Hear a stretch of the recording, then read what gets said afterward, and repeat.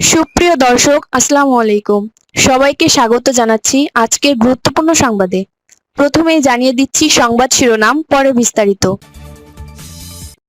Please লাগাইতে দাও, please আমাকে একবার লাগাইতে দাও। আম সরি আমার ল্যাঙ্গুয়েজের জন্য, বাট আপনাদেরকে একটা ভিডিও দেখাচ্ছি, তারপরে বলছি ভালো মানে বাকি কথা আপনারাও কিন্তু তো এখন comment আসেনি, করবেন। তার আগে আপনি এই কাজটা করলেন। তো আমি তো বলবো যে আপনি এনসিপির প্ল্যাটফর্মটাকে ব্যবহার করে যথেষ্ট পরিমাণ প্রতিষ্ঠিত হয়ে এখন আপনি নিজের ব্যক্তিগত এই সিদ্ধান্তটা নিলেন। এটা উনি করেছেন, যাই হোক, উনার সিদ্ধান্ত উনার। আমাদের দল দলের মতো থাকবে, একটা দলের মেইন স্ট্রিম।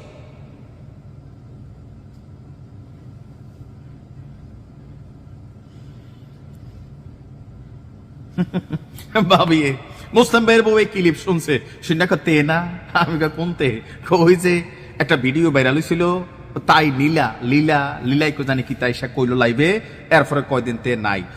তো যাই হোক, তুষার এবং লাগাইতে দিবা এটা একটা ভাইরাল ওয়ার্ড হয়ে গেছিল, যদিও এটার পরে তুষার এটার ব্যাখ্যা দিছে। আমরা মনে করি তার বিরুদ্ধে এটা গভীর রাজনৈতিক একটা ষড়যন্ত্র ছিল। যাই হোক, তুষারের যে বক্তব্যটা শুনছেন, আমার এই বক্তব্যের মধ্যে তীব্র আপত্তি আছে।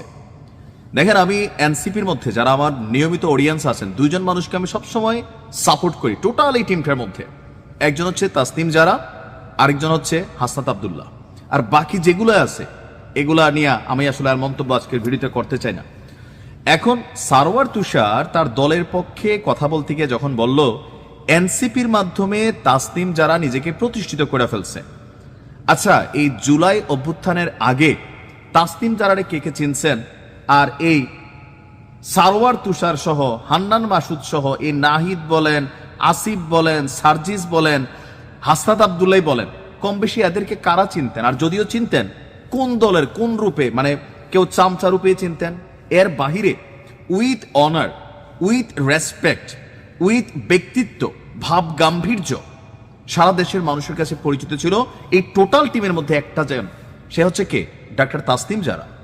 তাসনিম জারা সোশ্যাল মিডিয়া প্ল্যাটফর্মে প্রতিষ্ঠিত একজন কন্টেন্ট ক্রিয়েটার, পাশাপাশি ব্যক্তি জীবনে একজন বড় মাপের ডাক্তার। সে তার ভিডিও কন্টেন্টের মাধ্যমে সারা বাংলাদেশের মানুষের কাছে নিজেকে এস্টাবলিশ করেছিল। আর ব্যক্তিগত জীবনে তার বিদেশের সিটিজেন আছে, নাগরিকত্ব আছে, তার উপরে সে ডাক্তার। এমনকি আমরা যদি তার সবকিছু ভালো দেই, কন্টেন্ট ক্রিয়েটার হিসেবে তার ভিডিও যেই পরিমাণ ভিউ হয়, ন্যূনতম মাসে 50 লক্ষ টাকা ইনকাম আছে এই তাসনিম জারার পরিচিতির সাথে। কিন্তু এই সারোয়ার তুষারকে কারা চিনত? মানে এই জুলাই অভ্যুত্থানের আগে কি করতো এই সারোয়ার তুষাররা? তার বিরুদ্ধে যে নীলা ইসরাফিল অভিযোগ করছে, এই অডিওটা কত সালের? আমরা যতটুকু দেখছি যে 2022 সালের জুন মাসে নাকি এই ঘটনা, না 2024-এর বা 25-এর।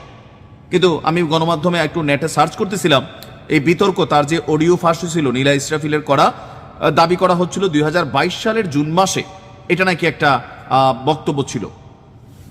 তখন তারা এগুলোতে ব্যস্ত ছিল। কেউ গোলাম রাব্বানীকে তৈলমর্দনে ব্যস্ত ছিল, কেউ সাদ্দাম হোসেনকে তৈলমর্দনে ব্যস্ত ছিল, কেউ জয় বাংলার স্লোগানে ব্যস্ত ছিল। এরা যখন আবার তাসনিম জারাকে নিয়ে সমালোচনা করে, আমি এটার তীব্র প্রতিবাদ করি যে তাসনিম জারা সে এনসিপির প্ল্যাটফর্ম ব্যবহার কইরা সে নাকি নিজেকে এস্টাবলিশ করে এখন এনসিপির সাথে পল্টি নিচ্ছে। কেন ভাই? আপনাদের যে রাজনৈতিক এথিক্স, আপনাদের যে দর্শন, প্রথম থেকে তো এটা ভেজাইল্লা।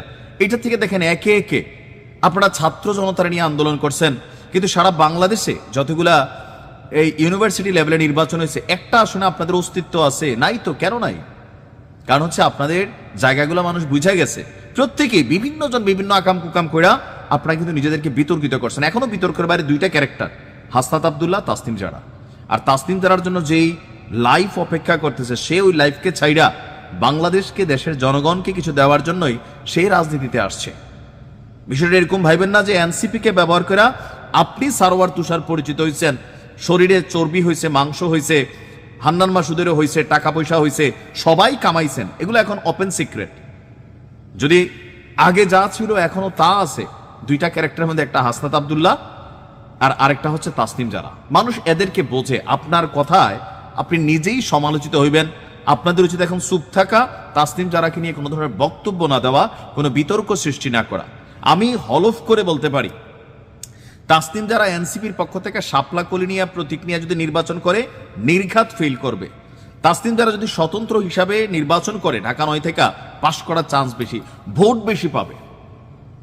কারণ আপনাদের থাকে না যে আওয়ামী লীগের মধ্যে অনেক ভালো মানুষ আছে না, আছে কিন্তু এখন জয় বাংলা নৌকার স্লোগানটা বা প্রতীকটার কারণে তারা এখন ভোট পাবে না। কেন? এই প্রতীকটার উপরে রাইট নাও জনগণের একটা সেন্টিমেন্ট আছে, এটা বাস্তবতা।